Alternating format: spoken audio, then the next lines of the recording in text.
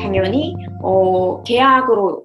계약을 정할 때 근로계약서에 보통 근로시간이 얼마인지가 정해져 있겠죠. 그래서 근로하기로 정한 시간이 근로시간입니다. 그리고 특히 법정 근로시간은 법에서 이제 특별히 뭐 예를 들면 일주일에 40시간을 초과하지 못하도록 하고 있어요. 초과하지 못하도록 한 그 법에서 정한 시간, 그게 이제 법정 근로시간이고, 소정 근로시간은 그 양 당사자가 이렇게 정해서 근로하기로 한 시간, 그게 이제 소정 근로시간입니다. 그리고 휴게 시간은 뭔지 아시죠? 쉬는 시간인데요. 쉬는 시간인데 이게 법으로 정해져 있어요. 그 8시간 일하는 노동자는 중간에 1시간 쉬어야 되거든요. 그런 식으로 4시간마다 30분으로 정해져 있습니다. 그 다음에 연장 근로, 휴일 근로, 야간 근로가 있는데 이 근로들은 어떤 건지 이제 보시면 아실 텐데 연장 근로는 원래 이제 정해진 시간보다 더 길게 일을 하는 거고 휴일 근로는 원래 그 일주일에 정해진 시간만큼 일하면 며칠은 휴일이잖아요. 그러니까 보통 직장인들을 대상으로 생각을 하면 토요일, 일요일은 쉬잖아요. 그게 이제 휴일인데 그게 아니라 토요일, 일요일에도 나가서 근무를 하는 걸 휴일 근로라고 하고 그 다음에 특히 야간 시간에, 늦은 시간에, 밤 시간에, 새벽 시간에 일하는 것을 야간 근로라고 합니다.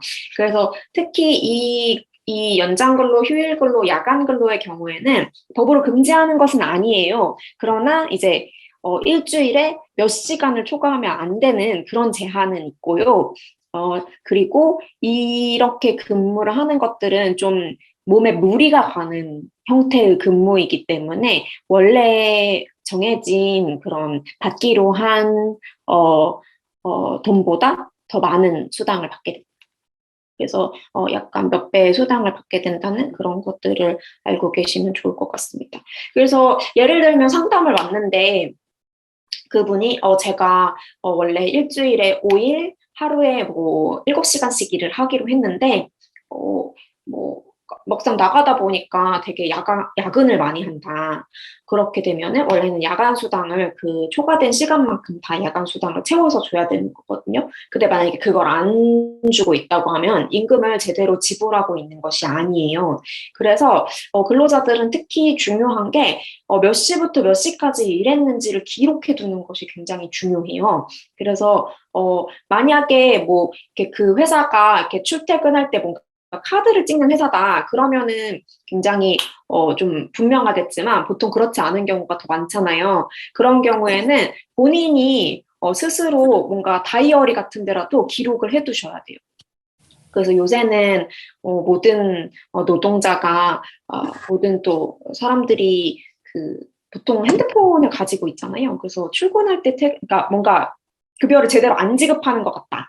라고 할 경우에는 출근할 때 퇴근할 때 그 작업장에서 사진을 이렇게 본인 셀카라도 찍어두면 그러니까 작업장이 조금 보이게 찍어두면 나중에 도움이 될 수 있습니다. 그래서 이런 것들은 나중에 상담할 때 사실 뒤늦게 증거를 모으려고 하면은 좀 쉽지가 않죠. 혹은 이미 뭔가 그 사장과 근로자 간의 관계가 굉장히 안 좋아진 상황에서 상담을 하는 경우도 많이 있잖아요. 그래서 뭔가 중간에 뭐 전화로나 뭐 이렇게 아는 사람한테 이런 얘기를 한다면 이렇게 근로 시간을 잘 남겨두는 것이 중요하다.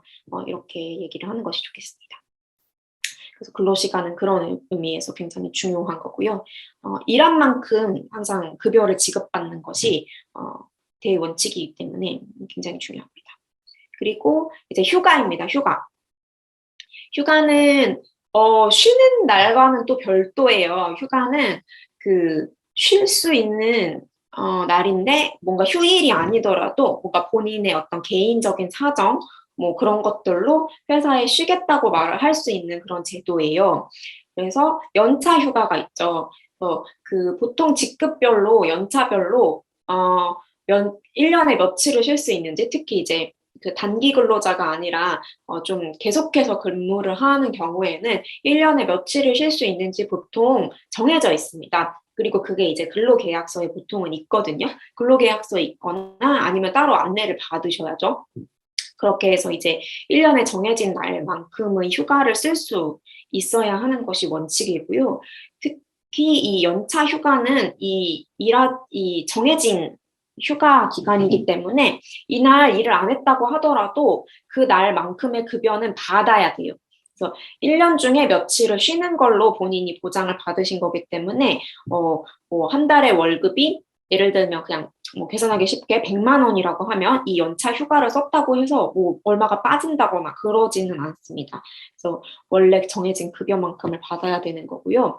그 다음에 이제 병가가 있죠. 병가는 이제 아플 때 쓰는 것인데 이 연차 휴가와 달리 병가는 이게 회사마다 정하는 경우가 다른데 보통은 이제 무급 휴가인 경우가 많아요. 무급 휴가라는 뜻은 이제 급여를 주지 않는 휴가이라는 뜻이죠. 그래서 보통은 아프더라도 연차 휴가를 쓰고 연차 휴가는 이제 그 직장에서 정해진 만큼의 쉴 수 있는 날이고 급여를 받을 수 있는 휴가이기 때문에 보통 그런 걸 이제 유급 휴가라고 하는데요. 급여를 주는 휴가라는 뜻에서 유급 휴가라고 부르는데 유급 휴가를 먼저 쓰고 그렇게 했는데도 뭔가 계속해서 몸이 아프다든지 그럴 경우에는 이제 병가를 쓸 수 있습니다.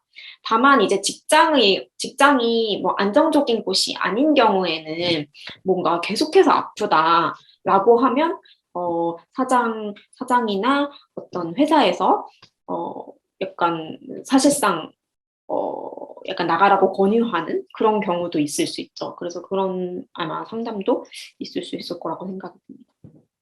그다음에 출산휴가, 육아휴직이 있습니다. 출산휴가, 육아휴직은 이제 나라에서 보장하고 있는 제도이고요. 출산을 했을 때 쉴 수 있는 기간, 그리고 출산을 한 후이거나 아니면 특별히 이제 돌봄이 필요해서 아이의 사정으로 쉴 수 있는 것이 육아휴직입니다. 그래서 출산휴가의 경우에는 법에서 정해진 것은 3개월이에요. 3개월, 출산휴가 3개월, 그리고 육아휴직도 이제 보통은 그래서 출산하는 사람들이 출산휴가와 육아휴직을 붙여서 쓰는 경우가 많이 있고요. 그 외에 이제 저는 아이가 없어서 잘 모르지만 초등학교 갈 때 되게 돌봄이 많이 필요하다고 하더라고요.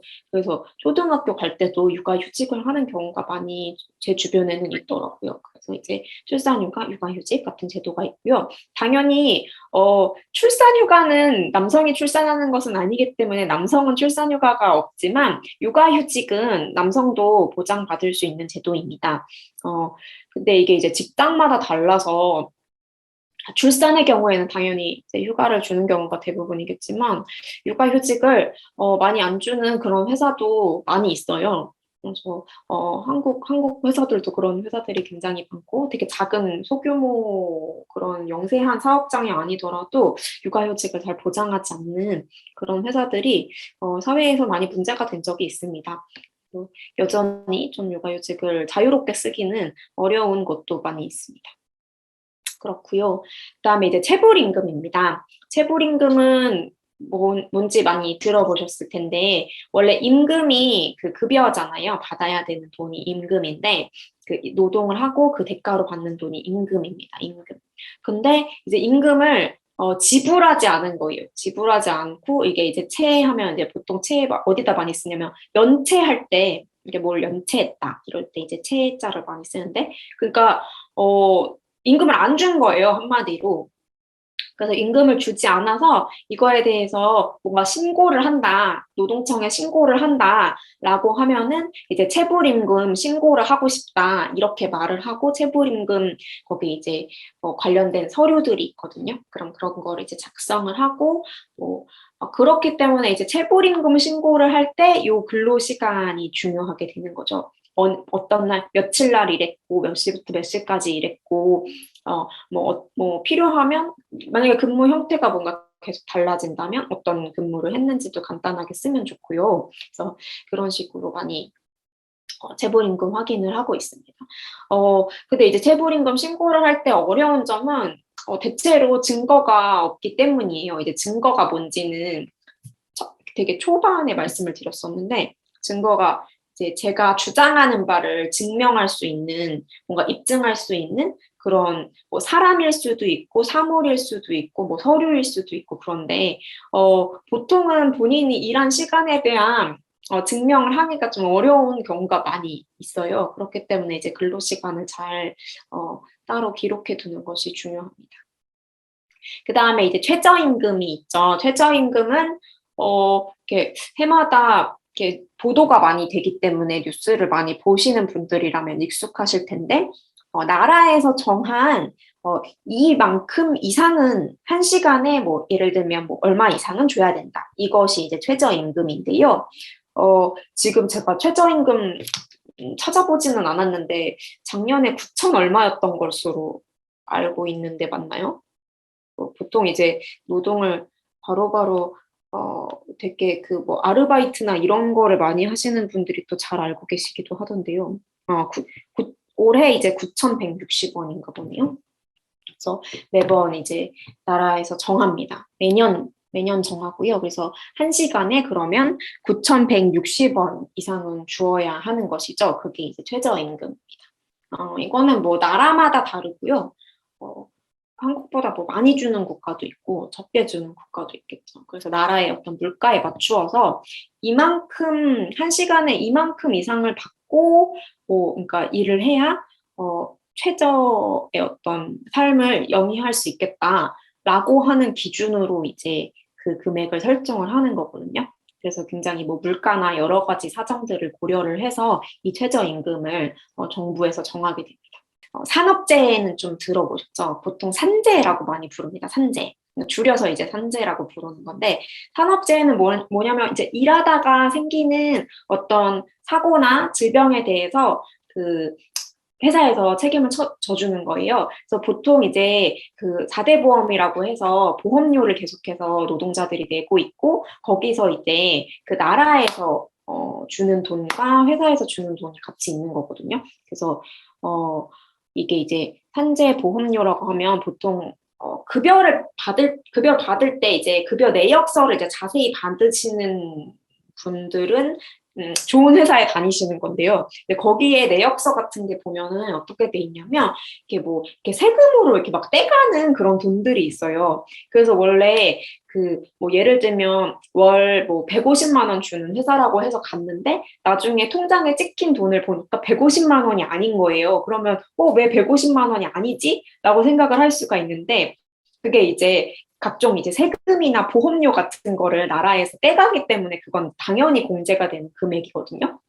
그래서 그런 게 보통 이제 4대 보험에 회사가 가입되어 있으면 좋은 회사라고 하는데 이게 이제 보통은 왜 그렇게 말하냐면 뭔가 문제가 생겼을 때 그거에 대해서 뭔가 커버가 된다는 뜻이거든요. 예를 들면 업무적으로 사고가 발생했을 때 보험료를 안 내고 있었다. 그러면 산재가 발생을 해도 뭔가 좀 돈을 받기가 이거 뭔가 쉽지 않겠다. 이렇게 될 수도 있어요. 그래서 보험을 잘 내고 있는 게 중요하고 사실은 노동자만 내는 게 아니라 이 보험료는 회사에서도 같이 내요. 그래서 나중에 커버를 받을 수가 있는 거거든요. 그래서 업무상 사고, 업무상 질병 이제 이렇게 써 있으면 좀 어렵지만 예를 들면 이제 업무상 사고는 뭐 제일 많은 거는 이제 공장에서 일을 하다가 뭔가 기계에 뭔가 다쳤다든지 뭔가 뭐 농장 같은 데서 일을 하는데 뭔가 열사병으로 쓰러졌다든지 이런 것들은 굉장히 인과관계가 명확한 그런 것들이라고 할 수 있고요. 보통은 이제 사고가 질병보다는 좀 명확해요. 이제 질병은 이제 뭔지 아시겠지만 병이잖아요. 병 말 그대로. 근데 어떤 병이 생겼을 때 그 병이 왜 생겼는지는 사실 좀 입증을 하기가 어려운 편이거든요. 사고에 비하면. 사고는 사실 왜 생겼는지가 좀 눈에 보이는 편이죠, 명확하게. 근데 질병은 좀 그렇지가 않아요. 그래서 실제로는 내가 뭔가 업무적으로 스트레스를 굉장히 많이 받아서 무슨 병이 생겼다. 예를 들면 뭐 위궤양이 생겼다. 위에다 뭐가 뭐 스트레스성 뭔가 생겼다. 그럼 이게 사실 회사 때문에 생긴 거라고 하기는 좀 입증하기가 당연히 너무 어렵겠죠. 그래서 사실은 업무상 질병으로 산업재해를 인정받는 거는 생각보다 좀 어렵습니다. 그래서 상담을 하더라도 뭔가 소송을 하거나 그래야 될 수도 있겠다. 이렇게 되는 경우가 많이 있고요. 이제 업무상 질병 같은 산업재해가 한국 사회에 많이 알려지게 된 것은 되게 그 몇 년 전부터 있었던 일인데 이렇게 삼성전자에서 반도체 만들잖아요. 근데 반도체 만드는 공장에서 되게 많은 노동자들이 막 이렇게 이유를 알 수 없이 되게 큰 병이 생기는 거예요. 막 암이나 백혈병 같은 큰 병들이 생겨서 처음에 이제 한두 명 그렇게 각자 이렇게 아프고 그만둘 때는 몰랐던 거예요. 근데 나중에 보니까 그런 사람들이 되게 대규모로 있었고 막 몇백 명이 있었고 그래서 이거는 뭔가 공장에서 무슨 문제가 있었던 것 같다라고 해서 이제 산업재해 신청을 하고 뭐 처음에는 뭐 안 받아줘서 산업재해를 안 받아줘서 소송을 하는 과정에서 그 공장에서 쓰는 물질들이 화학 물질들이 되게 좀 위험한 사람에게 신체에 위협이 될 수 있는 그런 물질들이었다는 것이 밝혀졌고 그 정도로 이제 인과관계가 입증이 되니까 이제 어떤 분들은 산업재해를 인정받기도 하고 그랬던 거죠. 그래서 그거는 이제 되게 많은 사람들이 노력하고 힘써서 인정을 받은 사례이고요. 사실은 업무상 질병 인정을 받기가 참 어려운 편입니다.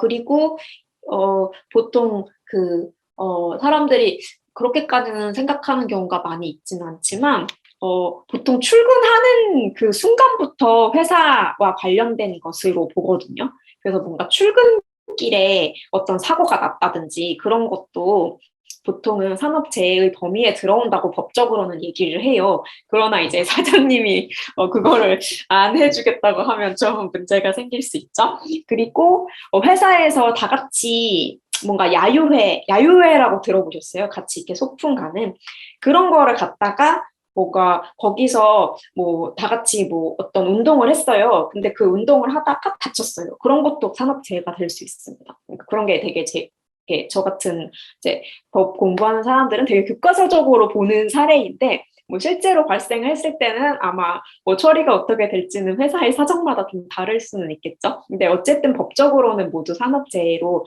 보장을 받는 범위입니다. 그리고 4대 보험은 어떤 건지 말씀을 드렸고요. 4대 보험은 보통 이제 이렇게 요런 네 가지를 4대 보험이라고 하는데요. 국민연금, 건강보험, 산재보험, 고용보험 이렇게 해서 4대 보험이라고 하는데 문제는 뭐냐면 이런 4대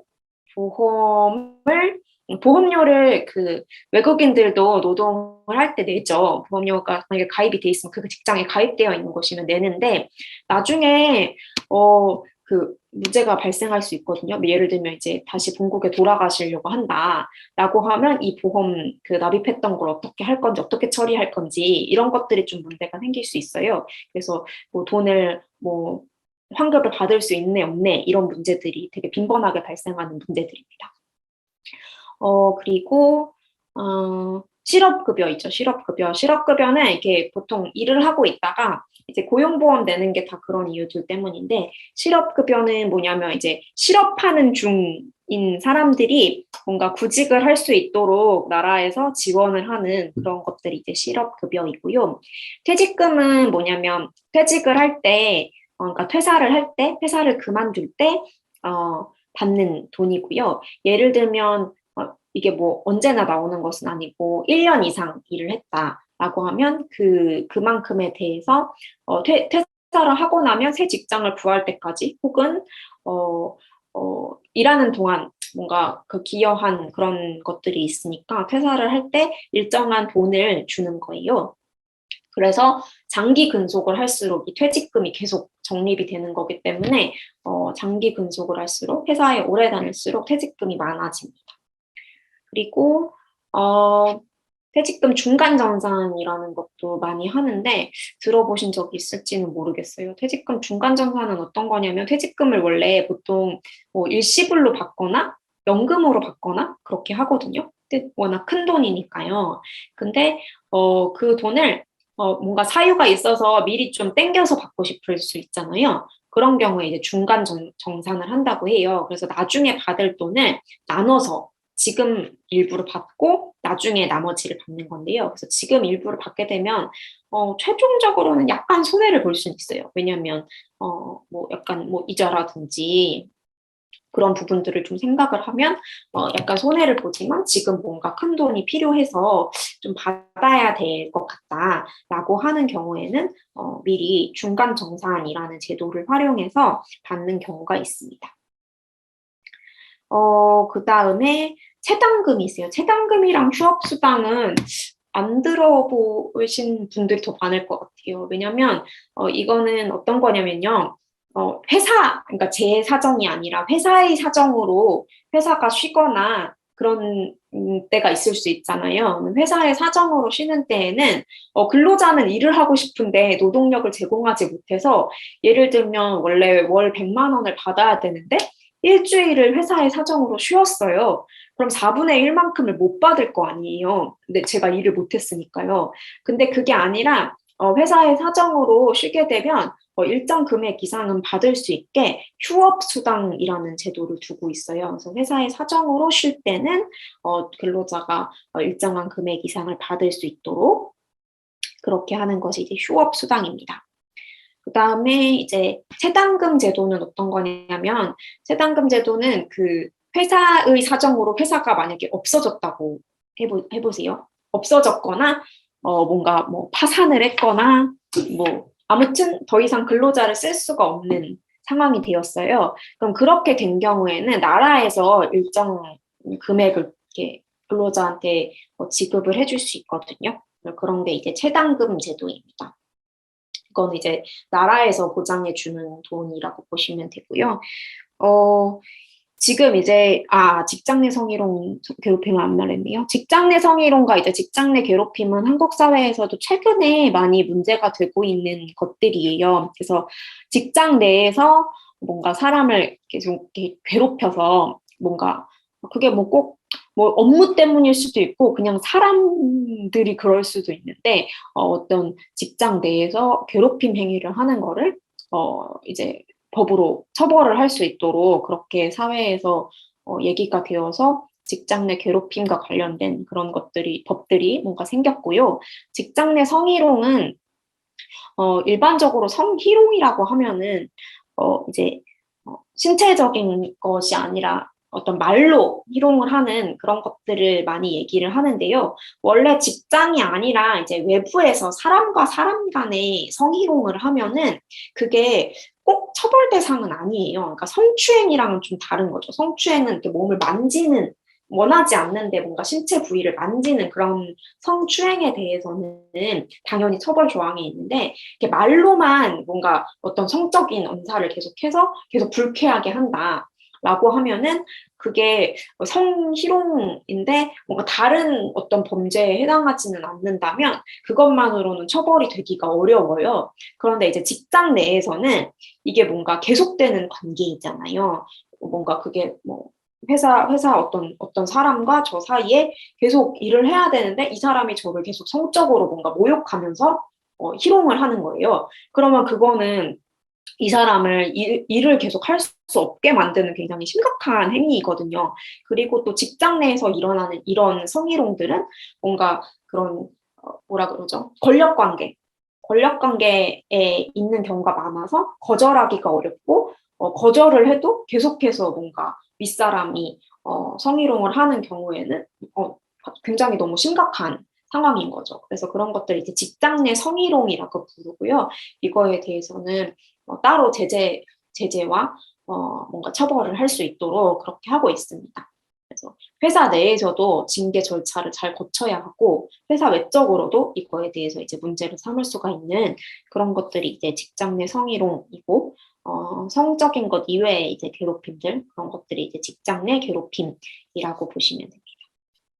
그래서 대체로 좀 많이 들어봤지만 정확한 어떤 쓰임은 잘 모르기도 하는 그런 용어들이었고요. 이게 이제 노동을 하면서는 많이 접하는 단어들이고 또 제가 그 글로벌 센터 같은 데 가서 상담을 해보면 확실히 근로로 인한 상담이 굉장히 상당한 비중을 차지하더라고요. 그래서 다 익숙하게 해 두시면 좋을 것 같습니다.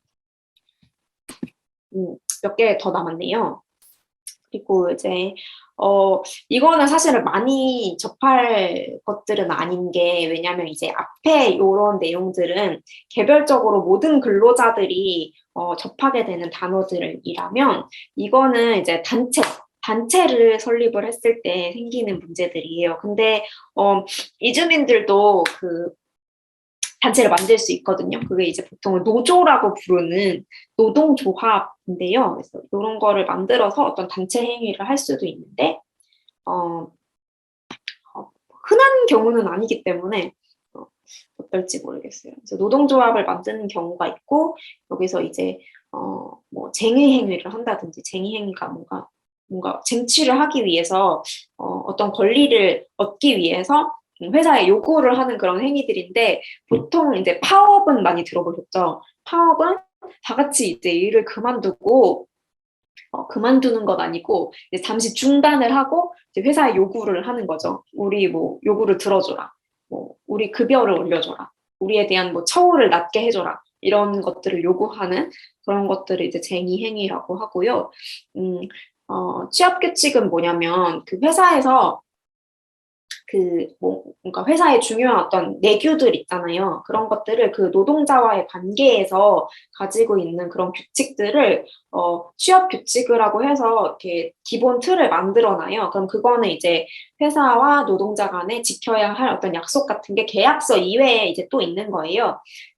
뭐 예를 들면 일을 하는 시간일 수도 있고, 뭐 그에 대한 뭐 휴가 일수일 수도 있고, 뭐 급여를 얼마나 누구에게 얼마나 주는지 뭐 이런 것들일 수도 있는데, 그래서 그런 취업 규칙은 노동부에 신고를 하게 되어 있고, 그래서 회사에 각각 한 개씩 비치를 하도록 하고 있습니다. 근데 이거는 모든 사업장에 있는 것은 아니고 그러니까 상시적으로 10명 이상이 일하는 곳에는 취업 규칙을 작성을 해야 될 의무가 있거든요. 그래서 10명 이하인 이제 사업장에서 일을 하는 분들이라면 취업 규칙을 본 적이 없지만 10명 이상이 일하는 회사에는 다 취업 규칙이 있어야 되거든요. 그리고 회사의 빛이라는 게 회사에 이제 보이는 데다가 둬야 돼요. 그래서 이게 안 보인다면 사실 조금 의문을 가지셔야 됩니다. 우리 회사에 10명 이상이 항상 일을 하고 있는데 왜 취업 규칙을 못 본 것 같지? 라고 하면은 어디에 있을 수도 있고 아니면 뭔가 법을 위반하고 있는 걸 수도 있거든요. 그래서 이거는 확인을 해보셔야 되는 부분입니다. 그 다음에 이제 그 근로관계와 관련된 거를 전부 다 이제 관할하는 그런 정부 기관이 고용노동부이고요. 그 다음에 근로복지공단이 좀 중요합니다. 근로복지공단에 이제 뭐 각종 신청하게 되거든요. 뭐 산업재해 신청도 할 수 있고 무슨 급여 신청 이런 것들을 아까 이렇게 앞에 얘기한 뭐 휴업급여나 실업급여 같은 거 있잖아요. 그런 것과 관련해서 이제 근로복지공단에다가 얘기를 하는 경우가 있으니까 요거는 이제 공단이라고 할 때는 보통 이제 근로복지공단을 노동관계에서는 얘기하는 거거든요. 그래서 이제 근로복지공단을 잘 기억해 두시는 게 중요합니다. 이 정도가 아마 근로관계와 관련된 것인 것 같고요. 그다음에 이제 그 다음은 형사 절차인데요. 앞에 조금 요 절차만 설명을 드리고 형사 절차와 관련된 용어는 쉬는 시간 이후에 말씀을 드릴게요. 먼저 형사 절차라고 하면 어떤 것들을 얘기를 하냐면요. 여기 이제 단어들이 좀 어려워서 제가 설명을 드릴게요. 형사 절차라고 하면 보통 그 사람이 어떤 범죄를 저질러서 그 범죄를 그에 대한 어떤 처벌을 하기까지의 과정, 그거를 전부 다 이제 형사 절차라고 해요. 그래서 그 뭔가 범죄를 저질렀다 하면 이 앞단에 뭔가 범죄와 관련된 일들이 있었겠죠. 근데 그거는 이제 사적인 영역이고 뭔가 알 수는 없는 영역이에요. 범죄가 일어나기 전까지는 사실은 좀 알기가 어렵잖아요. 그래서 범죄가 일어나기 전까지는 알 수가 없는 영역인데 이 영역에서 바로 뭔가 수사가 개시될 수도 있고 혹은 나중에 시간이 지나서 뭔가 용의자를 찾을 수도 있는데 그렇게 되면 수사라는 게 시작이 됩니다. 수사는 뭐냐면 이 사람에게 범죄의 어떤 혐의가 있는지를 찾아내는 어떤 범죄가 있었는지를 찾아내는 그런 것들이 수사이고 이거를 어디서 하냐면 경찰과 검찰에서 하죠. 그래서 보통은 이제 경찰을 일반적으로 만나게 되는데요. 그래서 경찰에서 수사를 합니다. 열심히 수사를 하고 다닙니다. 예를 들면 뭐 미디어에서 좀 흔하게 보는 거는 뭐 그것이 알고 싶다 같은 데서는 살인이 많이 나오죠. 살인. 예를 들면 여기에 이제 살인이 있었어요. 살인이 있었으면 그 살인이 있었는지를 모르는 경우들도 많이 있고요. 근데 사람이 없어져서 뭔가 실종 신고를 하는 경우도 있고 나중에 뭔가 막 야산 같은 데서 시체가 나오는 그런 경우도 있습니다. 그러면 이제 수사가 시작이 되겠죠. 뭔가 시체를 발견을 했거나 누군가가 뭘 신고를 했거나 그래서 이제 수사가 개시가 되고 나면 혐의가 없으면 종결이 되고 수사가 개시되어서 혐의가 있는 것 같다라고 하면 입건 절차를 거칩니다. 그래서 수사를 할 때는 크게 두 종류가 있는데 그 사람을 뭐 경찰에다가 잡아다 놓고 계속해서 수사를 하는 경우가 있고 못 나가게 하고서 수사를 하는 경우가 있고 그 사람이 이제 일상생활을 하는 와중에 수사를 하는 경우가 있어요. 그게 이제 그 사람을 이제 체포해다가 구속해 놓는다고 보통 얘기를 하는데 그래서 이렇게 가둔 상태에서 수사를 하는 경우가 있고 그 다음에 가두지 않은 상태에서 불구속한 상태에서 수사를 하는 경우가 있습니다. 그렇게 해서 이제 경찰에서 수사를 다 했어요. 그래서 이 사람이 뭔가 문제가 있는 것 같아요. 그러면 이제 검찰에다가 송치를 합니다. 송치는 이제 검찰에다가 보내는 거거든요. 이런 굉장히 어려운 한자어들이 많아서 한자어들의 좀 향연인데요. 그래서 송치를 하고 나면 검찰에서 이제 기소할지 여부를 결정을 해요. 기소는 뭐냐면 이 사람을 재판에 데리고 가서 사법부의 심사를 받아보겠다. 이게 이제 기소거든요. 그래서 재판에 가는 것을 기소라고 하고 그게 아니라 이제 뭐 더 판단할 필요가 없을 것 같다라고 하는 경우에는 불기소를 합니다. 불기소는 이제 뭔가 죄를 저지른 것 같지 않거나 뭐 증거가 없거나 혐의가 없거나 그런 것들을 이제 기소하지 않는다고 얘기하거든요. 그래서 그걸 이제 불기소라고 하고 재판으로 가는 것은 기소라고 합니다. 재판 절차를 거쳐서 형이 집행이 되겠죠. 형이 집행이 된다는 거는 이제 재판 절차에서 이 사람이 죄가 있는지 없는지 그리고 죄가 있다면 어떤 벌을 받아야 되는지 이거를 이제 재판에서 정하는 건데요. 그래서 그 재판에서 정하고 나면 그 정해진 대로 그 처벌을 집행을 하는 걸 형의 집행이라고 합니다. 그래서 집행하기까지의 절차. 그러니까 수사 시작 때부터 형을 집행하는 것까지. 그러니까 뭐 좀 단적으로는 교도소에 가는 게 처벌이죠. 그래서 교도소에 가서 이 형이 집행되는 것까지 경찰에서 수사를 개시해서 교도소에 가는 것까지 이 전체 절차를 전부 다 형사 절차라고 합니다. 그래서 이 과정에서 지금 여기 이 간단한 이 조그만 그림만 봐도 아시겠지만 단어들이 굉장히 어렵고 사실은 이게 너무 좀 복잡한 법률 용어들이라서 사실은 법조인들이 아니면 잘 쓰지 않는 그런 단어들이에요.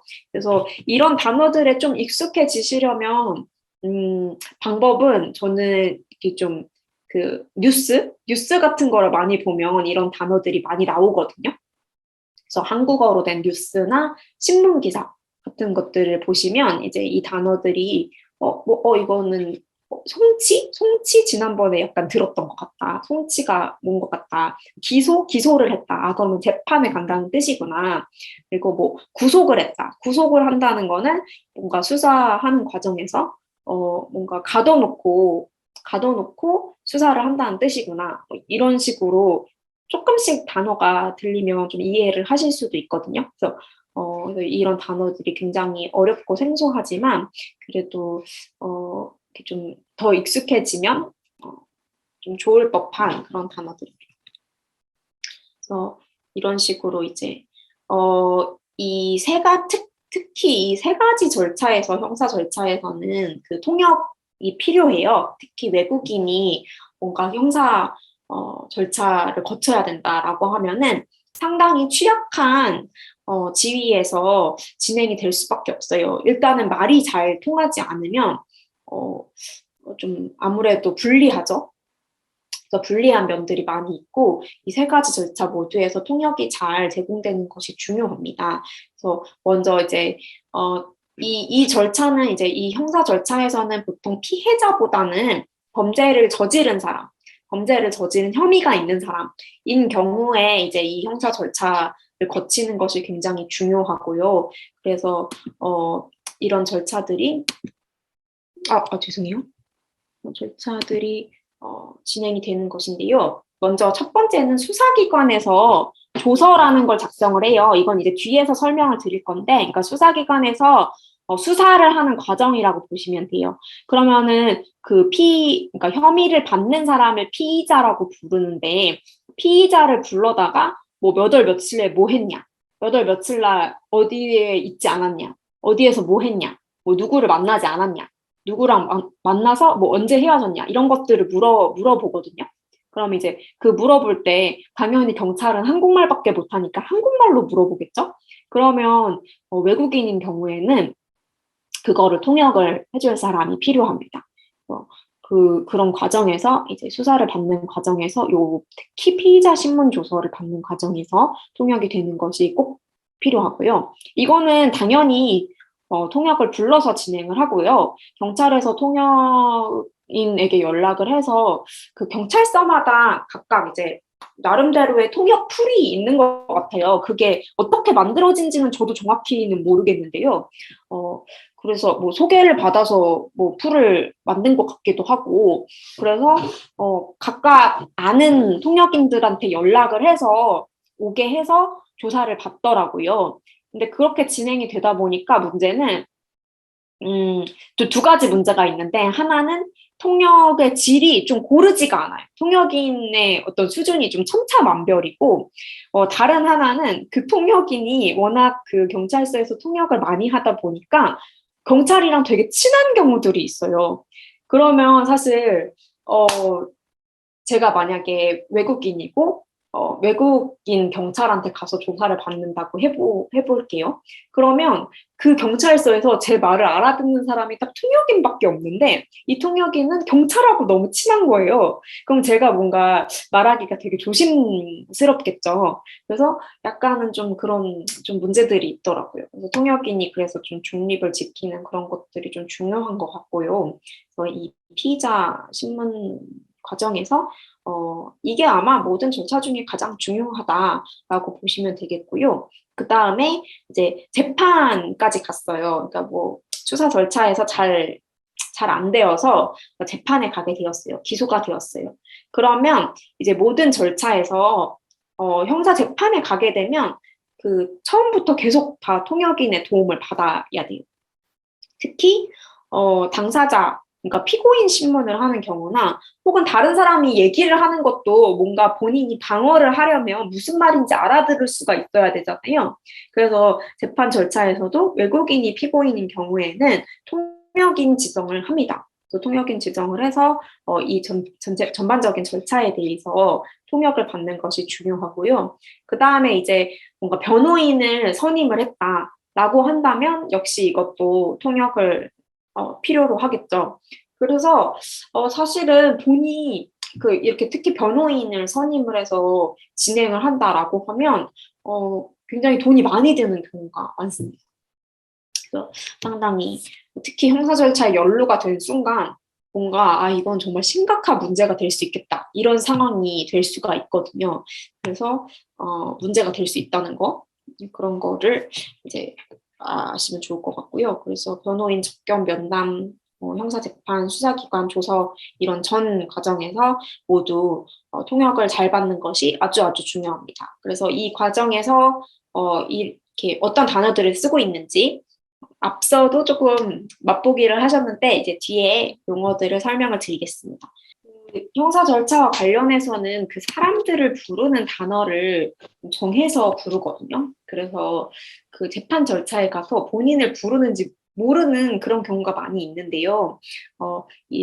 특히 이 사람과 관련된 용어들은 좀 익숙하게 해서 특히 통역을 받으신 분이 지금 누구한테 얘기를 하고 있는 건지 좀 알 수 있도록 그렇게 해야 됩니다. 출석 관련해서 문의 있으신 분은 정지호 스님께 말씀해 주시면 될 것 같고요. 채팅에 올려주셔도 될 것 같습니다.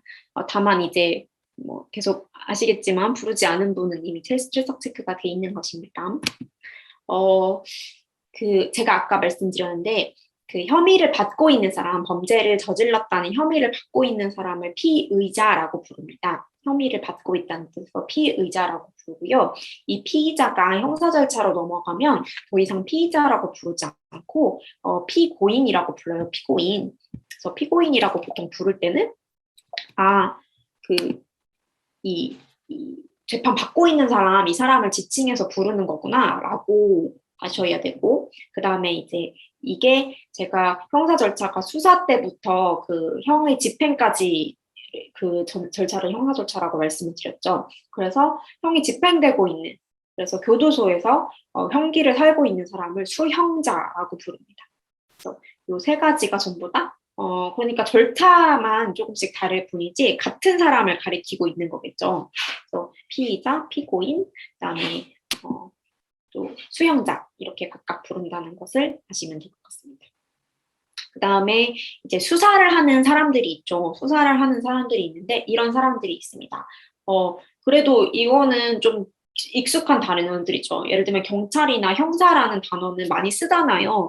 그래서 그 경찰 보통 이제 그 법률적으로는 경찰관과 경찰리가 좀 다른데 그건까지는 아실 필요가 없고요. 왜냐하면 다 그냥 경찰이라고 부르기 때문에 그렇게 아실 필요는 없고 경찰 대신에 이제 뭐 약간 경찰관이라고 부르는 경우도 있긴 하지만 그것보다는 오히려 형사님 이렇게 부르는 경우가 더 많아요. 특히 이제 이 형사 절차와 관련해서는 이 형사와 이 형사는 다 그 한자가 다르지만 그 관련해서는 특히 그 경찰이 전부 다 형사는 아닌데요. 그 이런 범죄와 관련된 것들을 다루는 사람들은 보통 형사들이에요. 그래서 관련해서 이제 형사님 아니면 가서 뭐라고 부르면 되냐고 물어보시면 돼요. 왜냐하면 다 이렇게 막 직위도 다르고 이렇게 좀 모를 수 있거든요. 뭐 수사관도 있을 수 있고 뭐 형사도 있을 수 있고 근데 약간 경찰님 이거는 약간 좀 이상하거든요. 왜냐하면 검사는 보통 그 검사 각각 그 사람들을 다 검사라고 부르기 때문에 검사님 이렇게 그냥 많이 부르는데 뭐 검사님, 판사님, 뭐 변호사님 다 하는데 경찰을 경찰님이라고 부르진 않거든요. 그러니까 이게 경찰은 그 하나의 그 기관 자체를 경찰이라고 부르는 거지 각각의 한 명들은 다 뭐 경찰관이거나 뭐 형사거나 이런 식이라서 그 사람한테 보통 님을 붙이는 거니까요. 그래서 뭐 형사님이라고는 할 수 있지만 뭐라고 부르면 좋을지는 가서 소통을 하시면서 물어보시면 친절하게 알려주실 거예요. 그리고 그 다음에 이제 그 외의 사람들 이 두 이제 대립되는 당사자가 있고 변호사가 있는데요. 변호사들 중에서도 그 범죄를 저질렀는데 특히 아주 이렇게 심각한 범죄의 경우에는 변호사가 없이는 형사 재판을 진행할 수가 없어요. 왜냐하면 충분히 방어권을 보장해야 나중에 문제가 되지 않기 때문이죠. 형사 절차의 대원칙은 이 범죄를 저지른 사람을 찾아내서 처벌을 하는 것이지만 그것만큼 중요한 것은 억울하게 누군가가 누명을 쓰지 않도록 하는 것이 중요한 거예요. 사실은 그 수사를 하는 그런 전 과정도 잘못한 사람을 찾아내기 위한 것이지 잘못하지 않은 사람을 잘못 적발해서 다른 사람한테 처벌을 하면 안 되잖아요. 그래서 변호사의 역할이 굉장히 중요합니다. 그래서 본인이 스스로 이렇게 변호사를 선임할 돈이 없는 경우에는 그래서 나라에서 변호사를 선임을 해줘요. 그래서 나라에서 선임을 해준다는 뜻에서 국선 변호인이라고 부릅니다. 그래서 국선 변호인이라고 하면 나라에서 변호사를 붙여주었구나라고 생각을 하시면 되고요. 그 다음에 이제 수사 절차에서 그 참고할 수 있게 어떤 사람들을 불러서 이제 이렇게 조서를 쓰는 경우가 있거든요. 조사를 하는 경우가 있는데요. 그런 경우는 뭐 제일 흔하게는 이제 두 가지인데 피해자 얘기를 들어봐야 되잖아요. 범죄의 피해자가 있는 경우에는 피해자 얘기를 듣는다.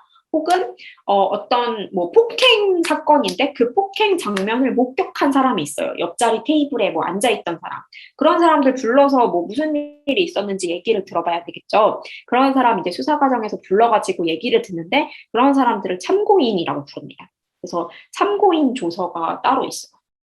그리고 이런 수사 과정에서 참고했던 이 사람들이 법원에 가서 어떤 증언을 하게 되면 그때부터는 그 사람을 증인이라고 부릅니다. 증인.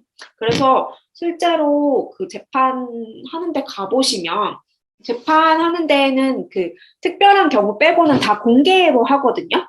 그래서 그냥 아무 법원에나 가셔서 궁금하면 들어가서 그냥 보셔도 돼요. 다 열려 있어요. 그래서 그 비공개인 경우에는 앞에 써놓거든요. 이 재판은 비공개 재판이라고. 그래서 그런 경우가 아니면 다 열려 있기 때문에 들어가서 그냥 보셔도 참관을 하셔도 상관이 없습니다.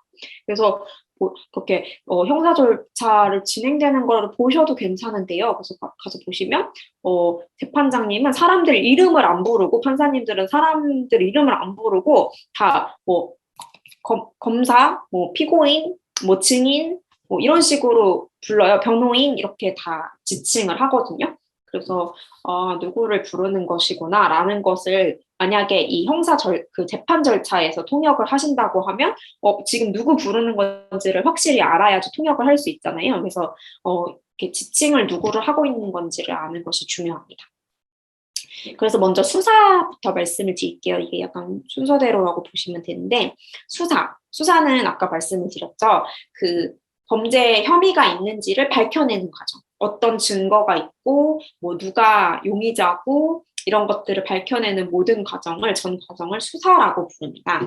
수사가 시작되는 경우는 크게 두 가지 경우인데 피해자나 관련된 사람들이 고소나 고발을 하는 경우가 있어요. 피해자가 그러니까 보통은 신고한다고 하죠. 경찰서에 신고한다고 얘기를 많이 하는데 그게 이제 법률적으로는 고소하는 것이라고 얘기를 하는데요. 그러니까 그냥 범죄가 있었다고 그냥 단순히 얘기하는 것일 뿐만 아니라 내가 이런 피해를 입었으니 처벌을 해달라라는 것이 고소예요. 그래서 예를 들면 내가 어제 뭐 술자리에서 누구한테 맞았다. 그래서 이거 좀 내가 고소하고 싶다. 그렇게 해서 얘기를 하면 수사 절차가 시작이 되고요. 아니면 고발이 되는 경우도 있어요. 고발은 피해자가 아닌 사람들이 수사기관에다가 이 사람을 처벌해달라고 얘기하는 게 고발이에요. 그래서 고소나 고발이 있고 나서면 이제 수사가 진행이 되는 경우도 있고 그 외에 이제 인지라고 해서 수사기관에서 스스로 이런 범죄 사실이 있는 것 같다라고 수사기관에서 시작을 하는 경우도 많이 있습니다. 뭐 예를 들면 뭐 무슨 조폭 범죄를 소탕을 하겠다라고 한 거는 누가 신고 안 했거든요. 누가 신고 안 했는데 이제 이 구역에 있는 뭐 무슨 뭐 조폭 그런 단체의 조직 폭력배 단체의 뭐 마약, 뭐 성범죄, 무슨 뭐 도박 이런 것들을 다 이제 일거에 소탕하겠다 이렇게 해서 시작을 하는 경우는 이제 인지하는 그런 경우라고 보시면 됩니다. 그렇게 하면 이제 고소 고발 내지 인지하면은 수사 절차가 시작이 되고요. 이게 이제 경찰에서 원래 지금은 수사권이 그 보통 검찰에 있다고 얘기를 많이 하는데 요새 이제 한국에서 좀 핫한 주제가 검찰과 경찰 사이에 이제 수사권을 어떻게 할 것인지에 관해서 얘기를 하는 거거든요. 그래서 지금은 이제 검찰에서 수사 지휘를 한다고 제가 말씀을 드립니다만 몇 년 후에 어떻게 될지 모르니까 네, 뉴스를 보시면 됩니다. 뉴스를 보시면 돼요. 수사권이 요새 그 검수완박이라는 단어 들어보셨나요? 그게 이제 검찰 수사권 완전 박탈 약간 이런 거거든요. 그래서 그거 뭐 들어봤지만 뭔지 몰랐지만 이제는 대충 어떤 단어인지 알 것 같다라고 생각을 하시면 이제 이런 비슷한 이 형사 절차 단어들을 배우셨기 때문에 이제 어떤 단어인지 대충 감이 오시게 될 거예요. 그리고 이제 체포와 구속이 있습니다. 체포는 뭐냐면 그 범죄 혐의가 있는 사람을 잠시 동안 이렇게 잡아다가 조사를 하는 거예요. 체포하는 장면은 그래서 보통 그 수갑 채우는 거 많이 보셨죠? 미디어에서.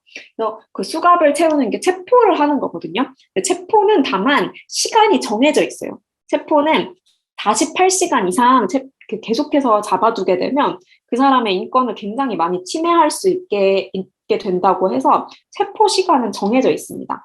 그러면 이 사람 정말 흉악한 범죄자인데 48시간 이내에 그러면 이렇게 잡아놨다가 풀어줘야 돼요? 라고 생각하실 수 있죠. 그럼 어떻게 하냐면 그 48시간 내에 조사를 해서 그 구속을 하면 돼요. 구속이 뭐냐면 그 체포에 이어서 계속해서 이 사람을 가둬두는 게 이제 구속이거든요. 그래서 보통 어디에 있냐면 이제 경찰서 유치장에 있는 경우도 있고 아니면 뭐 혐의가 일부 있는 사람들 재판을 받고 나면 뭐 이렇게 구치소 이런 데 가는 경우도 있어요. 그래서 거기는 이제 교도소랑은 좀 다른데, 그래서 이제 구속을 한다는 건 사람을 계속해서 가둬두는 행위입니다. 근데 이 사람은 정말 너무 범죄 혐의도 비교적 명확하고, 이 사람을 풀어줬다가는 뭔가 위험한 일이 일어날 수 있거나, 혹은 증거를 막 다 없애버릴 수가 있어요. 이 사람 뭐 집에 막 어떤 증거가 있거나 뭐 핸드폰에 무슨 증거가 있는데 풀어줬다가는 그 핸드폰 안에 있는 증거를 막 다 삭제하게 생겼어요. 그러면 이제 풀어줄 수가 없게 되는 거죠. 그럼 이제 체포를 해서 구속까지 하고요. 근데 이런 체포나 구속을 할 때는 그 사람의 이제 법률적으로는 신체의 자유라고 말하는데, 잡아두거나 이렇게 여기다 수갑을 채워서 잡는 거, 혹은 사람을 어디다 가둬두는 거, 그런 건 이제 제 몸과 관련된 자유가 침해되는 것이거든요. 그래서 아무한테나 그렇게 할 수는 없어요. 그래서 이거를 이제 보통 영장을 받는다고 얘기를 해요. 영장이라는 단어를 들어보셨는지 모르겠는데, 그래서 체포를 할 때나 구속을 할 때는 영장을 받아야 됩니다. 영장 어떻게 받냐면, 그 경찰이 검찰에 신청을 하고요. 검찰이 법원에다가 영장 발부해 달라고 얘기를 합니다. 그럼 이제 영장이 나오거든요. 이 사람은 구속을 해야 되는 사람이다 라고 해서 영장이 나오면 그 영장을 집행을 해서 계속 가둬둘 수 있게 됩니다. 근데 이 구속은 뭐 약간 무한정인 것은 아니고, 이 사람의 이를테면 혐의가 밝혀질 때까지, 그러니까 재판 절차가 끝날 때까지 구속을 할 수 있게 되는 그런 거겠죠. 그래서 보통은 구속된 상태에서 재판을 받게 되면 재판 절차가 굉장히 빠르게 진행이 되고요. 불구속 상태에서, 구속되지 않은 상태에서 재판을 받게 되면 조금 절차가 비교적 천천히 진행이 되는 편입니다. 그래서 구속되면은 뭐 이렇게 예를 들면 이렇게 제가 불구속 사건에서 절차 진행을 한다 그러면 그 재판이 뭐 이를테면 거의 뭐 한두 달 간격으로 잡히거든요. 다음 기일이. 근데 그것보다 이제 훨씬 짧게 해서 재판 끝나는 데까지 빨리 진행이 될 수 있도록 이 사람에 대해서 죄를 안 지었다면 빨리 풀어줘야 되고, 죄를 지었다면 빨리 교도소로 보내야 되거든요. 그렇게 해서 이제 빨리 결정을 해서 이 사람의 이렇게 이 향후 어떻게 할지를 빨리 결정할 수 있도록 그렇게 진행을 합니다. 그리고 이제 송치는 아까 말씀을 살짝 드렸는데요. 송치는 뭐냐면 경찰에서 사건을 검찰로 옮기는 게 송치예요. 이제 보내는 거거든요. 이 사건을. 그래서 송치를 할 때 경찰에서도 나름대로 의견을 씁니다. 이게 기소를 하는 것이 좋을지, 불기소하지 않는 것이 좋을지. 기소는 뭐냐면 재판에 보내서 이 사람이 죄를 지었는지, 어떤 처벌을 받아야 되는지 판단을 받는 거에 재판이라고 말씀을 드렸어요. 그래서 재판에 보낼지 여부를 결정하는 게 기소인데, 기소는 검사만 할 수 있어요. 경찰은 할 수가 없습니다. 다만 경찰에서 검찰로 사건을 송치를 할 때 기소하는 것이 좋을지 불기소하는 게 좋을지 의견 정도는 씁니다. 의견은 뭐 누구나 쓸 수 있잖아요. 그래서 경찰에서 기소 의견, 불기소 의견 이렇게 해서 보내요. 검찰의 사건을. 그러면 보통은 이제 경찰이랑 대부분의 사건은 검찰의 의견이 일치하는 경우가 많고요. 왜냐하면 증거가 그렇게 되어 있을 테니까요. 다만 이제 몇 개의 사건에서, 아주 일부의 사건에서 수사를 잘못했다든지, 뭔가 증거가 뭐 부족하다든지, 아니면 이 사람이 아닌 것 같다든지, 그렇게 되면 이제 그 경찰과 검찰의 판단이 달라질 수가 있습니다. 그래서 그럼 경찰에서는 기소를 하거나 불기소를 하거나 하겠죠. 그래서 기소를 하는 것은 이제 재판에 가서 판단을 받아야 한다는 뜻이고요. 불기소되면은 사건이 종결됩니다. 불기소가 되었다는 것은 이제 뭐 증거가 없거나 혐의가 없어서 사건이 끝나는 거거든요. 그러면 더 이상 이 사건에 대해서는 형사 절차적으로 문제가 생기지 않을 거예요. 그래서 이제 불기소할 때는 이제 혐의 없음이거나 공소권 없음인 경우가 많이 있습니다. 그래서 혐의 없음은 대체로 증거가 불충분한 경우, 증거 불충분, 혐의 없음 이렇게 많이 얘기하거든요. 그래서 그 불기소 처분서에 그렇게 써 있어요. 이게 혐의 없음, 가로하고 증거 불충분 이렇게 써 있거든요. 그게 이제 증거가 없어서 기소를 할 수 없다 이런 뜻입니다.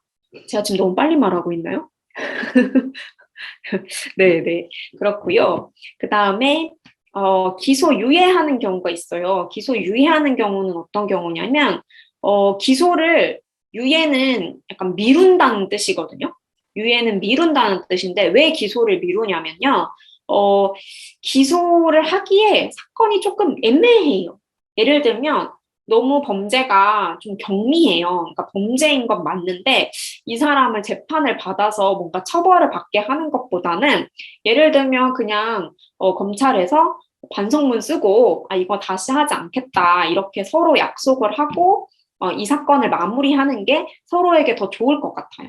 뭐 아니면 뭐 너무 어리고 뭐 진짜 잘 몰라서 그랬어요. 그런 경우는 있을 수 있어요. 기소유예하는 경우 종종 있습니다. 그래서 사건이 경미한 거, 뭐 초범이거나 뭐 이런 경우에는 기소를 미뤄줍니다. 그래서 특정 기간 동안 다시 그런 짓을 하지 않으면 문제가 되지 않아요. 근데 다시 뭐 한 달 있다가 다시 똑같은 범죄로 왔어요. 그러면 이 기소유예 전력이 있다면 더 나쁘게 작용할 수 있습니다. 그러니까 뭐 전과가 있는 것은 아니지만, 너 저번에 이거 똑같은 범죄로 내가 기소 미뤄줬는데, 기소 안 했는데, 이거 똑같은 범죄로 또 왔네? 그러면 당연히 나쁘게 작용을 하겠죠. 그래서 이제 기소유예는 그런 뜻이고요. 그다음에 기소 중지가 있습니다. 기소 중지는 뭐냐면 기소하는 거를 잠깐 중단해 놓는 거예요. 제일 대표적인 경우는 그 범죄자가 외국으로 도망갔어요. 그러면 기소를 할 수가 없거든요. 사람이 없으면 사람이 없는 상태에서는 재판을 할 수가 없거든요. 형사 재판은 무조건 출석을 한 상태에서 진행이 돼야 돼요. 변호사도 있어야 되고. 근데 그 사람이 외국으로 도망갔으면 이 사람을 잡아다가 조사도 할 수가 없고 기소도 할 수가 없습니다. 그런 경우에는 기소 중지라는 절차를 진행을 합니다. 그래서 중지를 해놓고 이 사람이 다시 한국에 오면 그 수사 절차나 형사 절차를 다시 재개를 하는 거거든요. 그래서 이게 어떤 국면에서 의미가 있냐면 그 혹시 공소시효라는 단어를 들어보셨을지 모르겠어요. 범죄마다 처벌할 수 있는 기간이 정해져 있어요. 예를 들면 살인은 공소시효가 없는데 공소시효 제도가 폐지됐거든요. 살인에 대해서는 사람을 죽인 범죄는 이제 공소시효가 있으면 안 된다고 해서 공소시효가 폐지되었는데 다른 범죄들은 공소시효가 정해져 있습니다. 예를 들면 그러니까 제가 지금 정확한 연수를 말씀을 드리는 건 아닌데 뭐 사귀면 뭐 몇 년, 뭐 사귀면 10년, 뭐 이런 식으로 공소시효가 정해져 있어요. 그럼 예를 들면 제가 2010년도에 뭐 사기를 쳤어요. 그러면 뭐 2020년이 지나고 나면은 더 이상 그거에 대해서는 처벌을 할 수가 없는 게 공소시효거든요. 그래서 범죄별로 그 기한이 정해져 있습니다. 그러니까 뭐 시간이 너무 많이 지나서 수사를 하기 어렵다든지, 뭐 증거를 찾기 어렵다든지, 뭐 혹은 그 수사기관의 어떤 여력, 수사기관에서 수사할 수 있는 어떤 그 사건의 개수 이런 것들을 고려해서 이제 공소시효라는 제도를 둔 거거든요. 근데 공소시효는 그럼 예를 들면 그럼 범죄자가 도망가서 10년 동안 숨어 있으면 그러면은 공소시효 완료돼서 그러면은 나는 10년 뒤에 한국에 돌아오면 되겠네? 이렇게 생각을 할 거잖아요. 그래서 이제 외국으로 도피한다든가 하면은 기소 중지를 해놓고요. 그러면 시효가 중단이 돼요. 그러면 이제 돌아와서 계속해서 그 범죄에 대해서 혐의를 물을 수가 있는 그런 것입니다. 그래서 기소 중지 제도를 그럴 때 활용을 하고요. 그 다음에 이제 재판 절차에 가면 이런 판사의 판단을 받게 됩니다. 이게 이제 보통은 유죄, 무죄를 많이 판단하죠. 그래서 죄가 있는지 없는지. 그래서 유죄, 무죄는 항상 모든 범죄에 대해서 판단을 하고요. 다만 이제 면소나 공소 기각을 하는 경우가 있는데요. 이거는 아주 가끔 그 면소 혹은 공소 기각 이런 판단이 나올 수가 있는데 그러면 일단 무슨 단어인지 모르겠다라고 하면 통역이 좀 어려워지잖아요. 면소나 공소 기각은 그 사유를 뒤에 얘기를 하기는 할 거거든요. 근데 그러니까 이제 어떤 국면인지 이해가 되면 조금 더 통역이 쉬운데 이거는 그 법에서 정한 그 약간 죄를 물을 수 없는 사유가 있는 경우에 이제 면소나 공소기각 판결이 나오는데요. 뭐 예를 들면 공소시효가 이미 끝났어요. 이미 끝났는데 수사를 진행을 했던 거예요. 범죄 일시를 잘못 판단을 해서 이미 공소시효가 완성된 범죄였는데 재판을 진행을 했어요. 그러면 이제 약간 그러니까 이 재판 절차를 진행할 수 없다고 해서 면소 판단을 하고요. 아니면 좀 간단한 경우가 뭐가 있을까? 공소기각의 경우에는 그 범죄자가 사망하는 경우는 뭐 사실 더 이상 재판을 진행을 해봤자 처벌을 할 수가 없거든요. 그래서 그런 경우에 이제 공소기각을 합니다. 그래서 면소나 공소기각은 이제 유죄, 무죄랑 상관없이 더 이상 재판 절차를 뭔가 진행하는 데 의미가 없거나 그럴 경우에는 이제 면소나 공소기각 판단을 합니다. 그리고 이제 유죄인 경우에는 이런 처벌들을 받게 됩니다. 처벌의 종류가 이제 밑에 써 있는 거예요. 사형은 뭔지 아실 텐데 사형은 정말 심각한 범죄를 저질러서 그러니까 나라에서 죽이는 거죠. 말하자면. 사형이 어떤 건지는 아마 아실 거고요. 한국은 사형 집행을 하지 않은 지 아주 오래되었습니다. 그래서 약간 유엔 같은 데서 구별을 할 때 사형 폐지 국가, 사실상의 사형 폐지 국가, 그다음에 사형 제도가 유지되고 있는 국가 이렇게 나누는데 한국은 이게 두 번째, 그러니까 사실상 사형이 폐지된 그런 국가로 분류를 하고 있습니다. 그러니까 사형 선고는 여전히 가끔씩 있거든요. 근데 이제 그거를 집행을 하지는 않는 거죠. 그러니까 무기징역수랑 거의 똑같이 교도소에 있는, 그러니까 사실상 교도소를 나올 방법은 없어요. 네. 그렇게 해서 이제 사형은 진행이 되고 한국은 97년도인가 98년도에 마지막으로 사형 집행을 하고 그 이후에는 계속해서 사형을 집행하지 않고 있습니다. 이거는 뭐 나라마다 다른 것 같고요. 그 다음에 이제 징역형이 있습니다. 징역형이 이제 대체로 많이 볼 수 있는 징역형, 금고형 다 비슷한 건데 교도소에 보내는 거예요. 그래서 만약에 징역 7년 이렇게 나오면 7년 동안 교도소에 있으라는 뜻이죠. 그래서 그거는 이제 그런 뜻이라고 보시면 되고, 그 다음에 벌금이 있습니다. 벌금은 뭔가 교도소에 보낼 정도는 아니나 이거를 뭔가 금전적으로 벌금을 내야 하는 것이다 라고 하는 게 이제 벌금 뭐 1,000만 원, 2,000만 원 이런 식으로 나라에다가 내는 돈이고요. 이거를 뭔가 피해자한테 내는 것은 아니에요. 그래서 벌금이랑 구별되는 것으로 이제 과태료가 있는데 과태료는 형사적인 처벌은 아니고 행정벌이라고 보통 얘기를 하는데 제일 많이 이제 보는 거는 교통딱지 떼는 거 있잖아요, 여러분. 그것도 뭔가 법을 위반하는 거잖아요. 뭐 속도 위반을 했다든지 신호 위반을 했다든지 주정차 위반을 했다든지 그런 경우에 뭔가 돈 내잖아요, 나라에. 7만 원, 10만 원.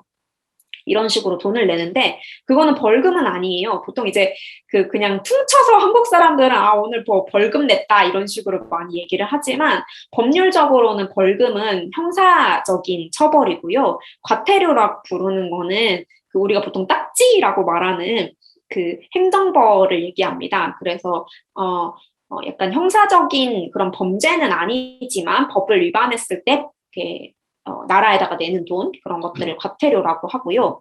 그 다음에 몰수추징이 있어요. 몰수추징은 그 재산죄의 경우에 많이 몰수추징을 하는데 뭐냐면 범죄에 사용된 것들은 더 이상 가질 수가 없는 거예요. 범죄에 사용된 거는 나라에서 가져가는 겁니다. 그래서 몰수는 그 물건 자체를 가져가는 거고 추징은 그 물건에 상응하는 돈을 가져가는 거예요. 그래서 뭐 예를 들면 횡령을 했다. 횡령이 이제 뭐 예를 들면 회사의 돈을 빼돌리는 그런 걸 횡령이라고 하거든요. 그래서 그런 걸 한 경우에 이제 몰수 추징을 많이 하고요. 이런 징역형이랑 같이 붙여서 나오는 경우가 많습니다. 몰수 추징만 단독으로 하는 경우는 잘 없고요. 징역 뭐 3년에 몰수 추징 얼마 뭐 이런 식으로 하는 경우가 많이 있어요. 그 다음에 선고유예, 집행유예가 있습니다. 선고유예는 뭐 어떤 특별한 사유로 인해서 선고 자체를 미루는 것을 선고유예라고 하고요. 집행유예는 선고는 했는데 그 처벌의 집행을 미뤄주는 걸 집행유예라고 해요. 그래서 예를 들면 징역 3년에 징역 1년에 집행유예 3년 이런 식으로 나오면 그게 무슨 뜻이냐면 그럼 징역 1년 나왔으니까 교도소에 가는 건가? 아닙니다. 징역 1년에 집행유예 3년이면 징역 원래 1년 동안 교도소에 가야 되는데 뭔가 특별한 사유가 있어서 혹은 그냥 교도소에 가는 것보다는 사회에서 생활을 하는 것이 좋을 것 같다는 이유가 있어서 집행을 미뤄주는 거예요. 그래서 3년 동안 다른 범죄를 저지르지 않으면 그 징역은 살지 않아도 되는 것이 집행유예거든요. 그래서 징역 1년, 집행유예 3년 이렇게 나오면 3년 동안 별일이 없으면 그 교도소에 가지 않아도 됩니다. 근데 3년 내에 뭔가 문제가 생기면, 범죄적인 문제가 생기면 그 징역은 다시 살아야 되는 경우가 있어요. 그래서 가끔 이제 범죄자들은 계속해서 범죄를 일으키는 경우도 많이 있기 때문에 집행유예가 나왔으면은 그러면은 뭔가 아무것도 안 해도 되는 거 아닌가? 이렇게 생각할 수도 있지만 반복적으로 범죄를 저지르는 경우에는 나중에 받은 형까지 더해져서 되게 긴 기간을 교도소에 살아야 되는 그런 경우가 많이 있습니다. 그리고 이제 원심, 항소심, 상고심, 재심 이렇게 부르는 거는 저희가 처음에 배웠었는데요. 1심, 2심, 3심을 원심, 항소심, 상고심 이렇게 부릅니다. 네. 그리고 재심의 경우에는 형사 절차에 좀 특별한 제도인데 3심까지 다 끝났는데 나중에 실제로 범죄를 저지른 사람이 따로 있다는 것이 밝혀졌어요. 그러면 이미 교도소에 뭐 살고 있거나 혹은 다 살고 나왔더라도 저한테 전과가 남는 거잖아요. 저한테 전과가 남을 수도 있고 혹은 이미 교도소에 살고 있는 중일 수도 있는데 다른 뭔가 이유나 증거가 밝혀졌다면 재심 절차를 거쳐서 원래 있던 그런 판결들을 취소하는 그런 절차를 거치게 됩니다. 그게 이제 재심인데요. 가끔 TV에 나와서 보신 분들이 있을지도 모르겠는데요. 예를 들면 한국에서는 제일 좀 이슈가 되었던 사건 중에 하나는요. 그 화성에서 연쇄 살인이 있었어요. 한국에서는. 그게 이제 아주 옛날에 90년대인가? 되게 옛날에 있었던 일인데요. 그 연쇄 살인의 그 살인자가 밝혀지지 않았었거든요. 근데 나중에 이제 과학기술이 발전하면서 한국에서 최근에 그 살인자가 누구인지가 밝혀졌어요. 근데 이제 그 살인 범죄 중에 하나가 이제 모방 범죄라고 해서 어떤 사람이 교도소에서 다 살고 나왔는데 알고 보니 그 범죄도 이 나중에 밝혀진 진범이 일으킨 범죄였던 거예요. 그러니까 이 A씨라는 분은 굉장히 억울하게 교도소에 갔다 온 분이신데 그러면 정말 그 억울함을 풀 길이 없잖아요. 그래서 이렇게 진범이 밝혀졌을 때 재심 절차를 거쳐서 내가 판단을 잘못 받았다. 사법부가 잘못한 거다. 이렇게 판단을 하는 것이 이제 재심이라는 절차입니다. 그래서 뭐 거의 있는 절차는 아니기 때문에 네. 일어날 일은 흔치는 않습니다. 그 다음에 이제 구치소랑 교도소가 있어요. 교도소는 형이 확정되고 나면은, 그 징역형을 살러 가는 곳이 교도소이고요. 그 다음에 교도소가 아니라 형이 확정된 거는 아니에요. 예를 들면, 1심, 2심, 3심까지 거치는데 1심에서 징역 7년을 받기로 하고 구속이 되었어요. 그럼 구속이 되고 나면 형이 확정된 것은 아니지만, 어디 가서 지내야 됩니다. 구속이 돼야 됩니다. 그럴 때 가는 곳이 이제 구치소고요. 형이 확정되면 교도소로 옮겨지게 됩니다. 그 다음에 이제 이 밑에는 증거랑 관련된 것인데 그 증거 중에 그 요런 단어를 많이 쓰기 때문에 이게 무슨 말인지 알고 계시면 좋을 것 같은데요. 증거 중에 그 수사 과정에서 좀 법을 위반해서 수집하는 그런 증거들이 있어요. 예를 들면 이렇게 그 수색을 할 때, 압수수색을 할 때 영장을 받아서 압수수색을 해야 되거든요. 근데 그냥 막 다른 사람 집에 들어가서 막 가지고 나왔어요, 증거를. 그러면 그거는 위법하게 수집한 증거여서 아무리 그게 뭐 피가 묻은 칼이든 뭐 범죄 내역이 써 있는 뭐 일기장이든 그렇게 몰래 가지고 온 것은 위법하게 수집한 증거여서 효력이 없습니다. 그거는 재판에서 받아주질 않아요. 그럼 만약에 살인범이고 그 칼이 유일한 증거였어요. 그러면 이 사람은 유죄 판단을 받기가 어려워요. 그렇기 때문에 이제 경찰에서 수사를 할 때 증거를 좀 적법하게 수집하는 그런 절차가 중요하고요. 그래서 약간 형사법을 배울 때는 되게 중요하게 배우는 원칙입니다. 그다음에 전문 증거는 뭐냐면 이렇게 전문 증거는 이렇게 전문가의 증거가 아니라 약간 전해진 증거를 이제 전문 증거라고 하거든요. 예를 들면 제가 A가 B를 죽이는 걸 봤어요. 이렇게 얘기를 하는 경우는 이거는 직접 증거예요. 왜냐면 제가 본 거거든요. 근데 그게 아니라 제가 얘기한 걸 다른 사람이 말을 옮기면서 아, 초록이가 어제 술자리에서 A가 B를 칼로 찌르는 걸 봤다고 하더라? 이렇게 얘기를 했어요. 그럼 이미 들으시면 알겠지만 제가 얘기하는 거랑 제 친구가 들은 걸 얘기하는 거는 이렇게 신빙성이 떨어지는 거잖아요. 어떤 말인지 아시겠죠? 그래서 한 번 전해진 증거는 조금 증거의 어떤 효력이 좀 약해집니다. 그거를 전문 증거라고 하는데 형사 절차에선 전문 증거가 정말 정말 많아요. 왜냐면 말로만 옮겨지는 게 아니라 글로도 옮겨지거든요. 제가 한 말을 받아 적은 거. 그것도 전문 증거예요. 그래서 이 전문 증거의 효력을 어떻게 인정할 것인지와 관련해서 이 형사법 내에서 굉장히 많은 이론들과 어떤 뭐 법률들이 있는데 그런 것까지 아실 필요는 없고 어쨌든 전문 증거가 그런 글로 전해진 증거를 전문 증거라고 하고 이거에 대해서는 효력을 뭐 전부 인정하지는 않는구나 이렇게 알고 계시면 됩니다.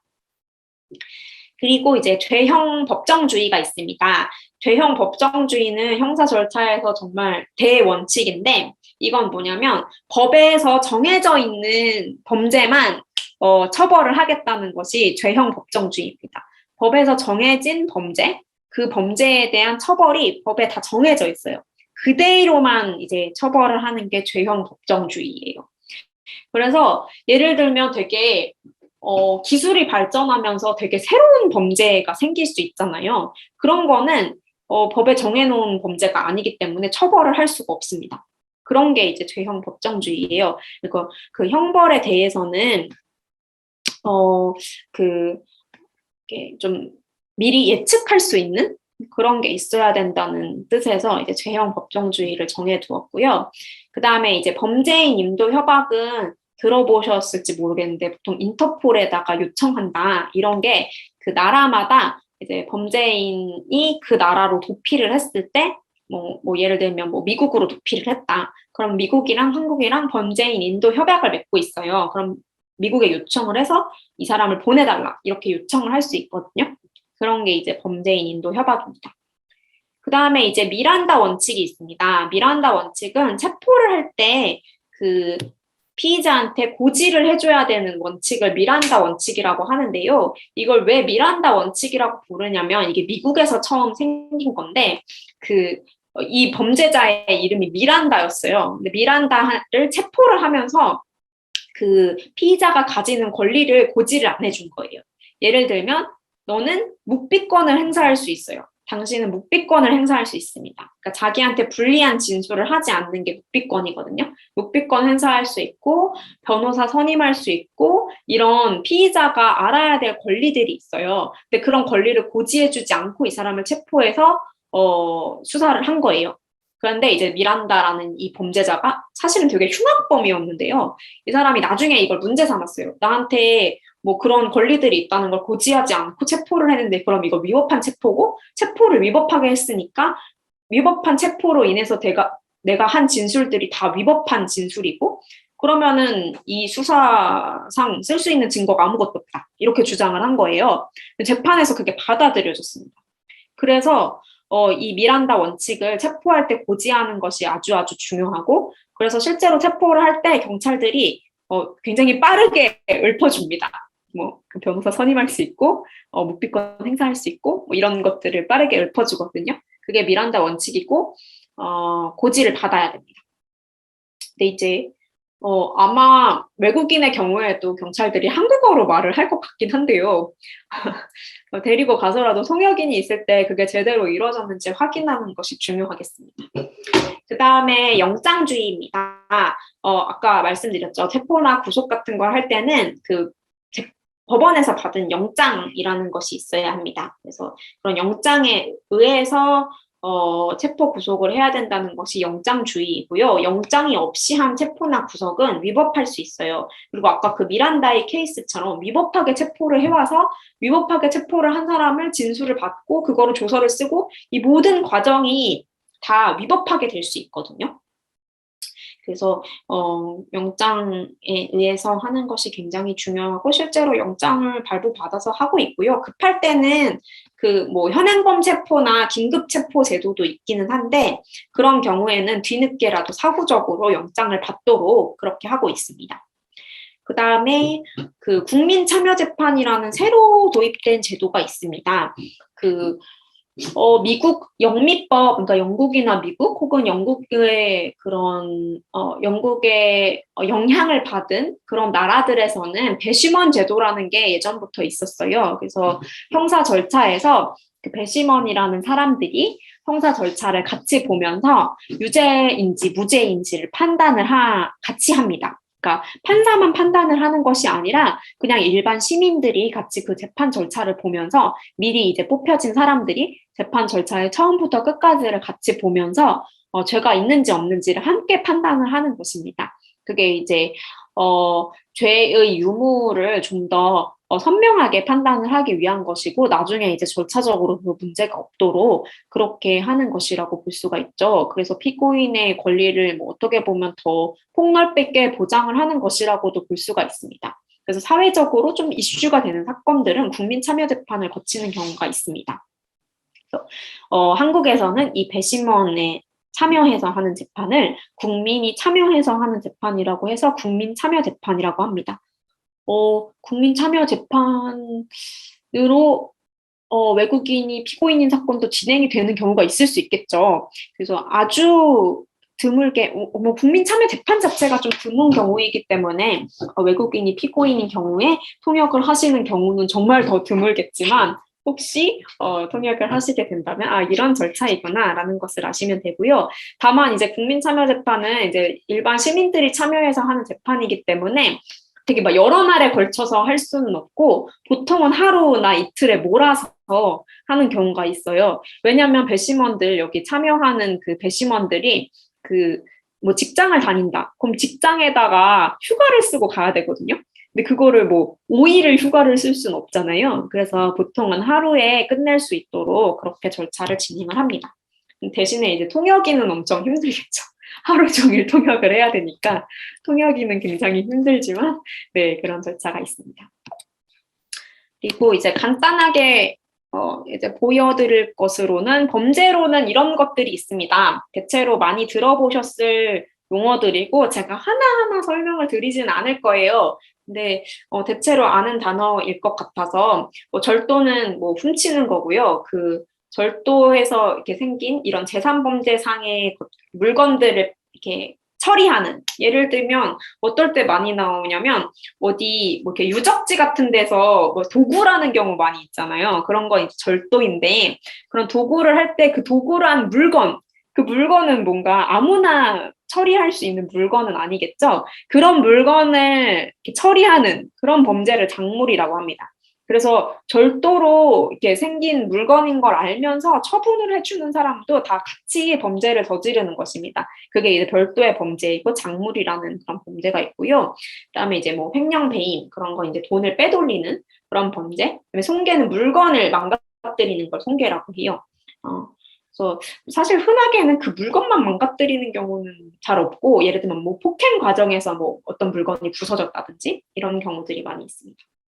그리고 사기 중에는 아무래도 이제 한국에서 요새 많은 거는 또 보이스피싱이고 보이스피싱의 그 어떤 그 수거책이라고 보통 부르는데 그 보이스피싱으로 얻은 그 수익을 뭐 예를 들면 어디 뭐 지하철 뭐 락커 같은 데 넣어놓으라라고 하면 그 락커에서 돈을 찾아올 사람들이 필요하겠죠. 그래서 그런 사람들을 보통 수거해서 오는 사람이라고 해서 수거책이라고 많이 부르는데 그 보이스피싱 범죄의 수거책으로 연루되는 경우는 되게 많이 있어요. 왜냐하면 고액 알바 이런 식으로 모집을 하거든요. 근데 뭐 아는 경우도 있고 모르는 경우도 있는데 고액 알바라고 이렇게 써서 모집하는 그런 것은 정말 절대 하면 안 되고 돈을 많이 주는 데는 사실 좀 이유가 있거든요. 근데 그 외국인들도 잘 모르고 그런 고액 알바라고 해서 했는데 나중에 알고 보니 이제 보이스피싱 범죄에 연루되는 그런 경우가 많이 있어요. 그래서 재판 과정에 가서 보면 한국인도 많고 외국인도 많고 그래서 이런 범죄에 연루되는 그런 경우는 굉장히 많이 있습니다. 다른 거는 보시면 될 것 같고요. 방화는 이제 불 저지르는 그런 거 아시죠? 방화. 그다음에 대체로 보시면 될 것 같고요. 이제 이 위조 범죄 관련해서 이제 단어가 조금 어려워서 보시면 이제 통화라는 거는 화폐, 돈입니다, 돈. 그래서 그 위조 지폐 이런 건 많이 들어보셨죠? 지폐나 뭐 이렇게 돈 같은 걸 위조하는 범죄, 이게 이제 통화와 관련된 범죄라고 하고요. 그다음에 유가증권, 인지, 우표 이런 건 뭐냐면, 그러니까 유가증권은 대표적인 건 수표예요, 수표. 그러니까 이렇게 증권으로 만든 이제 권리를 이렇게 문서화한 걸 이제 증권이라고 부르는데 그런 거 이 증권 자체가 되게 돈과 관련된 돈을 담고 있는 그런 증권들이 있어요. 그런 걸 이제 유가증권이라고 부르고 대표적인 게 수표입니다. 그래서 수표를 위조하는 그런 것들, 문서 위조하는 거, 도장 위조하는 거 이런 것들이 있고요. 다른 건 대체로 보시면 될 것 같아요. 과실범죄는 조금 이렇게 단어가 어려워서 잠깐만 말씀을 드리면 과실치사, 과실치상, 그다음에 업무상이 붙어서 업무적으로 뭔가 이렇게 실수로 사람을 죽게 하거나 다치게 하는 거. 실수로 사람을 죽게 하는 걸 과실치사라고 부르고 실수로 사람을 다치게 하는 거를 과실치상이라고 부릅니다. 그리고 업무적으로 실수로 사람을 그렇게 하면 업무상 과실치사, 업무상 과실치상 이렇게 되는데요. 사실 대표적인 범죄가 이렇게 얘기하면 되게 어려운 것 같은데 대표적인 범죄가 이렇게 운전하다가 운전을 잘 미숙하게 해서 사람을 쳐서 사람을 다치게 하는 그런 게 과실치상이에요. 근데 이제 운전하는 것도 그냥 업무라고 보거든요. 그래서 운전을 해서 사람을 다치게 하면 업무상 과실치상이 됩니다. 그래서 생각보다 흔한 범죄이고 많이 문제가 될 수가 있어요. 특히 그냥 사람을 다치게 한 게 아니라 뭐 도망을 갔어요. 그런 경우에는 더 문제가 되겠죠. 그다음에 실화는 실수로 화재를 일으키는 걸 실화라고 합니다. 방화와 이제 관계되는 개념인데 실수로 화재를 일으켜도 범죄가 되어서 크게 문제가 될 수 있습니다. 담배를 피다가 산에 버리고 갔는데 그게 뭐 산불이 되었다. 그러면 문제가 될 수 있겠죠. 이런 것들이 있습니다. 그래서 범죄 유형은 이렇게 그 형법 그런 그 법률 내용을 보시면 이런 식으로 규정이 되어 있거든요. 실제로 재판이 진행이 되거나 수사가 진행되는 과정에서 어떤 게 문제가 되는 것인지 설명을 하려면 각 범죄에 대해서 어떤 범죄인지 이해하고 있는 것이 필요합니다. 그래서 이런 단어를 외운다기보다도 어떤 것인지 이해를 하는 것이 좋고 제 생각에는 정말 그 뉴스를 많이 보시는 게 도움이 되시지 않을까 싶습니다. 특히 이런 법률적인 이슈와 관련해서는 용어 자체가 어렵고 법률가나 언론이 아닌 이상 그런 단어를 잘 쓰지 않거든요. 일반적으로는 쓰지 않는 단어이기 때문에 저는 다른 데서는 좀 접하기가 어려운 것 같아요. 그리고 그다음에 이제 기타 정보인데요. 그 관련해서 이렇게 검색을 하고 싶다, 법을 검색을 하고 싶다, 내지 뭔가 비슷한 판례를 이건 정말 이제 고급 통역이라고 할까요? 혹은 법률 관련해서 정말 좀 공부를 더 하시는 경우 그런 경우에는 이제 이런 사이트를 씁니다만 거의 쓰실 일은 없지 않을까 싶습니다. 왜냐하면 대체로 구글에 검색을 하시면 이런 사이트로 연결이 되는 거거든요. 구글이나 네이버에 검색을 하시면 예를 들면 제가 오늘 형법을 검색을 하고 싶어요. 그럼 제가 여기 국가법령정보센터에 가서 검색을 하는 게 아니라 그냥 구글이나 네이버에 치거든요. 그러면 여기로 연결이 돼요. 그래서 나중에 연결이 되었을 때 여기로 연결이 된 거구나 그냥 이렇게 아시면 되고 이 사이트에 굳이 들어가서 검색을 하실 필요는 없습니다. 다만 이제 구글이나 네이버에 검색을 하시면 관련 정보를 검색을 하실 수가 있습니다. 오늘 배우신 것들도 중요한 단어니까 복습하시면 좋을 것 같고요. 네, 또 좋은 기회에 뵙겠습니다. 네, 감사합니다.